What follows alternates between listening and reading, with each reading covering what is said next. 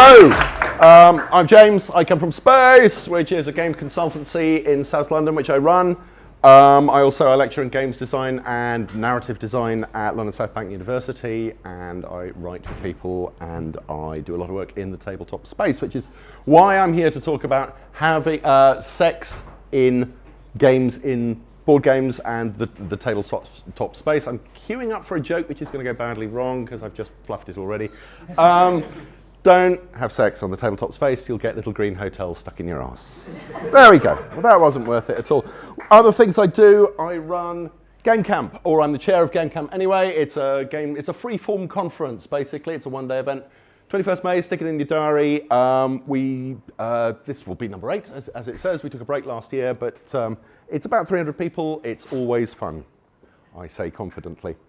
And a quick warning, there will be rude bits in this. Mostly me saying fuck, probably, as things go wrong or I forget stuff. But tabletop games, board games, it's where interactive entertainment came from, and it's had an association with sex for a very, very long time. We don't know exactly how long, because board games, physical board games, predate written language. So although we have the board games in most cases, we don't have the rules for them, or we don't have the exact rules, and we certainly don't know why people were playing them. I mean, we have discovered recently how to play Senet, one of the great games that people have dug out of Mesopotamian tombs. An Egyptian, Tutankhamun had a copy of Senet in his tomb. We know how to play it. We don't know why it was played. We speculate that it was a journey about crossing the underworld to get to the next life, or to get to paradise. We don't know for sure. In fact, that's Nefertiti playing Senet. That is identifiably a copy of Senet. We don't know why she was doing it. But I would suspect that dress she's wearing, that's not typical gaming attire. That's not what you'd put on for a comfortable evening in front of a board with a mate. I think she's on the pool. Just a suspicion. If you zip forward a little bit further, we do know. Again, we don't necessarily know what the games were or how they were played, but we do know that people were using them to have sex because they wrote about it. This is from Ars Amatoria. Sorry, I'm very tired. Ovid, literally 2,000 years old. He wrote self-help books. We have these fantastic self-help books that he wrote. The one before this was mostly about how to put on cosmetics. And this Ars Amatoria is about how to pull, and it's for boys and for girls, and this is the section on games. And I've actually chucked out a section in the middle where he talks about the games you should know how to play, including one where we've lost the rules. It doesn't sound like a sexy game. It sounds frankly like a cross between Nine Men's Morris and Tic-Tac-Toe. But the point is, it's not the game. The game is a catalyst. You're making eyes over the game. You're making physical contact as hands brush against hands, in the same way with the finger game, whose name I've forgotten. Games are a catalyst. Games are an incentive to get involved, to get to know people. They break down barriers. And they give us an excuse to show a side of ourselves that perhaps in normal conversation over a drink in a pub, we wouldn't be quite so easy to show. And that, for about 2,000 years, is pretty much it. Games continue to be used as kind of a social catalyst, but there are no sexy games as such. This is from The Rape of the Lock by Alexander Pope in 1720-something or other, in which the central character plays Ombre, which is a forerunner of Risk. Not Risk, what the fuck am I talking about? Whist, similar word. Risk, developed incidentally by the French film director who directed the movie The Red Balloon and died in a hotel crash. I am just going mad, aren't I? A helicopter crash a couple of years after that. I was up till 5 writing role-playing games. But yeah, so they play Ombre, a Spanish game, Ombre meaning man, because it's a 2 against 1 game. 3-player games are a tricky thing in board games because 2 inevitably gang up on 1. The person who's going to be the solo player declares, I am the man. I can't speak Spanish, something soy un hombre. I am the man. And there's a declaration of intention within a game. And The Rape of the Lock is not actually about rape. It's about cutting off someone's hair. if you don't know it, but that is the description of how they play the game, and it's all done in this mock heroic form.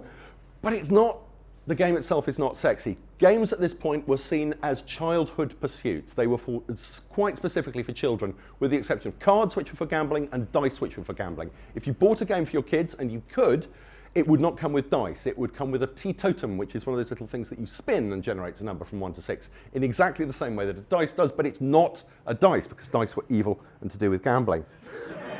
So, we zip forward. There are, at least as far as I'm aware, no games that are specifically about sex, because they're either for kids or they're for nice social interactions, and society didn't talk about sex. We just didn't. I want to say we, I'm not quite that old. Up until the 1930s. Strip poker. Some people say about 1910, but it seems more likely around the mid-1930s. Strip poker came through, and that is literally the least depressing image of strip poker on the internet. And I've looked at most of them. And one of the interesting things about strip poker is obviously you're taking a conventional game that's well known and has been around for a long time, and you're using it, you're subverting it for another end, the aim of getting people's clothes off.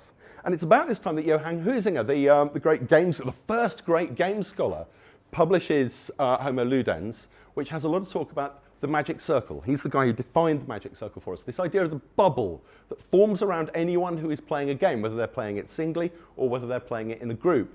You form this consensus reality in which it's okay to do stuff that you would never normally do. You can stab your friends in the back in a game. You can take your clothes off. It's all right. It's just a game. And this extends outwards into temporary autonomous zones and raves, and it's a really interesting thing that I think has implications for and MMOs as well. Similarly, there is shared consensual space where the normal rules do not apply. And again, we zip forward. Strip poker chunters along very merrily. People get naked and have fun. We get to the 1960s, the late 1960s. There is the great flowering of the sexual culture, and people inevitably start to do board games, specifically designed board games about sex. And the first one that I'm aware of, we've done pornographic playing cards. The first pornographic playing cards actually early 1800s, as far back as that. Photographic one's probably about 1920, 1930. This is 1969. This is a game called Adultery. It's about having adultery. That's the board on the right. What's the guy with the alarm clock? I can explain. I can explain. The idea is you go around the board, landing on spaces, and each space you land on gives you a certain amount of time. It gives you a card with a certain amount of time on it, which once each person has 3 time cards, you are randomly paired up with one of the other players. You go somewhere in the house and you have sex with them for that amount of time. Very few copies of Adultery have survived. So this is interesting. This is, again, it's a catalyst, but it's a catalyst that is specifically saying this is a game about having sex. We are going to have sex, and the purpose of the game is to make people have sex with each other. It was the 60s. I was 3. I can't claim to explain it. Bit further on, this is the 1980s. This is a game called Bedlam. You can probably work out what it is. It's Twister printed on a bed sheet with squares instead of circles. This may seem like a great idea, except by the time you've got them on the game board, you've already got them in bed. And if they honestly think they're there to play a game, I think you're doing it wrong. But this is the forerunner of one of the great trends that we see in games that are specifically about sex, which is they are knocking off other established game designs. And there are 2 great games designs that everyone knocks off. There is Monopoly. Monopoly, actually shitter than Monopoly. It takes Monopoly and it makes it dumber and worse, which, man, that's work. Monopoly is the least sexy board game of all time. You would have thought if there was any sex... People make sex jokes about Settlers of Catan and having wood for sheep. There are no jokes about free parking or being, sent to jail in Monopoly. Or I want to come up your Lime Street. No! Nobody makes sex jokes about Monopoly. Why do a sex game about Monopoly? And the other one that they knock off, this is not Monopoly, even though it's called Monogamy, it's Trivial Pursuit. It's Trivial Pursuit for 2 people with sex-themed questions. And the universal trend across all the Trivial Pursuit knockoffs is most of the questions about what is the proper name for, as if anybody cared, as if that was sexy. It's not. Hump. Fuck off, Hump. Can't I even be bothered to do a board? You just do the cards, not very many cards, and they're all about what is the proper name, where would you find? I don't care. No, that can genuinely fuck off. That's Go Fish with pornographic illustrations on the cards. Where do we go from here? I don't even know what the fuck that is. Apparently it's sold 1 million copies. I don't care. Bugger off. Go away. Right. I've lost my place. But we move from that. Clearly there is a demand. Clearly these games come out and they do sell. They stick around. 1 million copies of that piece of shit up there, which is just tedious questions that might vaguely put someone in a vaguely sexual mood, I suppose. It's working quite hard. But then, as time moves on, we move into the 80s, we're adults, we're responsible, we're educated, we can talk seriously about sex without looking necessarily to be turned on. And there's a bunch of games. This is the second great category of games about sex. The big forerunner of... Oh no, I've forgotten Sex Stack. It is the scraping of the... It is Sex Jenga. Each one of those pieces, the Jenga pieces, has a number on it, and you have cards which you draw that piece out, and of course you can't see which one it is till you pull it out, and it gives you an instruction of what your partner must do to you for 2 minutes. And then you go back to playing the game, and the one who wins gets to choose one of the pieces they've drawn which they do for 10 minutes, which gives me the strong impression that the people who designed this had never actually played a board game or had sex. We're educated people. This stuff is beneath us. Let us talk about games that are serious about sex. Let us talk about Dr. Ruth's Game of Good Sex. Now, for the young people out there, who doesn't know who Dr. Ruth was? A few. Dr. Ruth was one of the first celebrity sex therapists. She was a little Jewish German woman who had escaped the Holocaust. Both her parents died in Auschwitz. And she came over and became the first renowned sex therapist in the early to mid 80s. As it said, Lifetime Cable Network, NBC Radio, all the rest of it. That's her in the middle. You wouldn't want to have sex with... I'm not sure you want to have sex with any of those people, which I think may be the point of the illustration. This is a wholesome game about sex. This is educational. Interestingly, it has to be played in couples. You have to have at least 2 heterosexual couples to play the game. And it's a trivia type game. There's lots of questions about what is the proper name for something or other. But there's also questions about that you have to fill in the blank of. I like it when my partner does blank to me. So you need to be fairly open-minded and probably West Coast American to play this game. Baltimore. Yeah, not terribly. The other crucial thing about this, that looks exciting, doesn't it? I can see you all getting hot or wet or stiff or any combination of the above just at the sight of that board. That's a real... and the idea is you go... If anyone's played Talisman, it's Talisman. You're going from the outer rings to the inner rings to be the first couple to make it simultaneously to the middle and joint pleasure.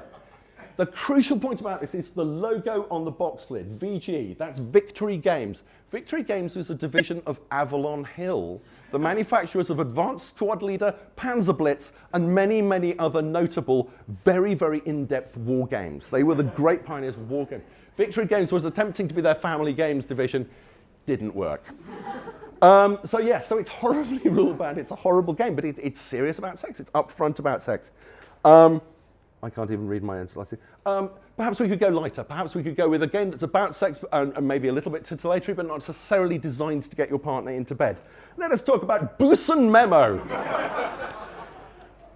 If anyone ever reads Board Game Geek, Busan Memo is the joke game. It's a real game, but whenever there's a thread, someone will mention Busan Memo. It's Pelmanism, if anyone knows what Pelmanism is. It's the game where you put out a grid of face-down cards and you turn over 2 trying to get a match. And if they don't match, you put them back down. You're not trying to get the same boob, you're trying to get the left tit and the right tit. And this is a game about feeling a right tit, pretty much. It's been massively successful. It's out in several languages. How you translate that? I think the cover, basically. So yes. But again, it's titillatory. This is not a game I think that anyone would buy for themselves. This is another thrust of games about sex. They are games that you would buy for other people. You would buy them as presents. You'd buy them for a stag weekend or a hen weekend or something like that. They're joke presents. Almost nobody is going to buy this for themselves, and that doesn't count for everybody. The Xena File card game, which Ryan at the back reminded me of earlier on.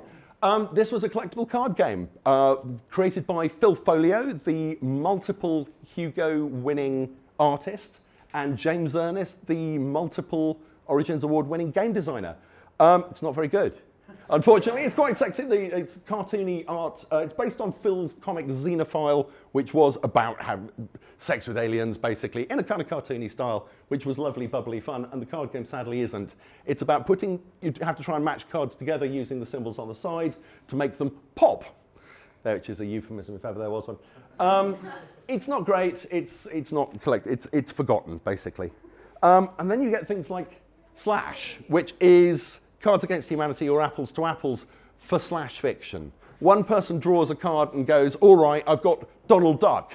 Who would he slash well with? And everyone goes, well, I've got Captain Kirk. I think Captain Kirk and Donald Duck would be just really funny because you've got a CKDD thing. I don't know. I got nothing. Kind of one idea, but again, it's faintly titillatory. You might buy this for yourself. You might buy this for friends, particularly friends who are into fanfic and slash and that kind of thing. It's a joke game with sexual content. And then, unfortunately, we plummet. You thought that was bad. Fatal. Fatal is a tabletop role-playing game. Fatal is legendarily awful. I don't mean bad, I mean awful. It says up there, if you can read, From Another Time, Another Land. That's the title on the second edition. It went to 2 editions. Originally, it claimed to be fantasy adventure to adult lechery. And this is hard to describe quite how awful it is. You know how most role-playing games, Dungeons & Dragons, had strength, intelligence, wisdom, dexterity, constitution, charisma as your stats? This has your anal diameter as one as your primary game stats, because things will be going in there and things will be coming out. I want you to imagine, I think we're among friends here, I want you to imagine a bunch of young people, men, who perhaps haven't watched very often because they've been watching too many YouTube videos about men's rights activists, sitting around a table playing a fantasy role-playing game in which they spend the entire evening describing the things they want to do to women. That's Fatal. Do not look it up because you think it's going to be funny. It's not. It's just horrible. It is a horrible game. Thankfully, there is better. There is much better. This is a game I haven't played because it's kickstarting right now. I haven't played Fatal either, I'm happy to say. This is Fog of Love. This is kickstarting right now. This is a game about not so much sex, but relationships. But sex is an important part of that. It's a 2-player game. It looks very complex, but it's essentially a narrative game with choices. It's a choose-your-own-adventure game with cards. You each play different characters, randomly generated from cards. You do have different personalities, and things happen to you. You go to events, you get questions. Those unfortunately aren't question cards. That, if you can read that, the reason I haven't played it, or indeed haven't backed it, is because it looks rather rules heavy for me. Each player may retrieve a discarded unconditional love story ending card. If you do so, discard another card. It's about the cards. It's not about the story you're telling. This is a problem with games. Games are intrinsically about their abstractions. They're about the mechanics. Themes are layered on top. A good game blends its theme absolutely with the mechanics so that they're inseparable. Bad games, and I'm not going to name any German games designers in particular, but there are certain games designers who quite clearly come up with mathematical formula and then go, farmyard animals, that'll work. But this does look interesting, and it's part of a movement, because there's also And Then We Held Hands, which is beautiful. This came out late last year. It's also kickstarted. It came out of a game jam. This was created at a game jam. And won the award for whichever game jam it was. And it was a primarily digital game jam. And it's a game for 2 players about being in a relationship that's in trouble. And there's a game board with circles on it that I don't have a picture of. And you have to navigate that, again, moving towards the center. Jointly, you both have to get to the centers to succeed. But along the way, there are problems. And you can solve these with emotions represented by pictures. But you are not allowed to communicate with the other player directly. You have to communicate through the cards. You have to work out your solutions without doing what you would normally do in a game, which is talking about the cards. You can talk about the problem, but you can't talk about the cards. And it's really lovely, and it's subtle and elegant and sweet, and the cards are joyous, and it's about 15 quid. It's not a big game at all, and it's just lovely. Why is this a game about sex? Because you finish the game and you feel good. You feel in tune with the person on the other side, assuming you've won. Assuming you've won. And you feel warm towards them. There's your catalyst. There's your beginning of the process to getting them into bed, which if you've still left your bedlam sheet on there, then you're doing it wrong. But then, so this is lovely. So this, I was at one point just going to finish on that. And then I remembered that there are strange things afoot in Eastern Europe.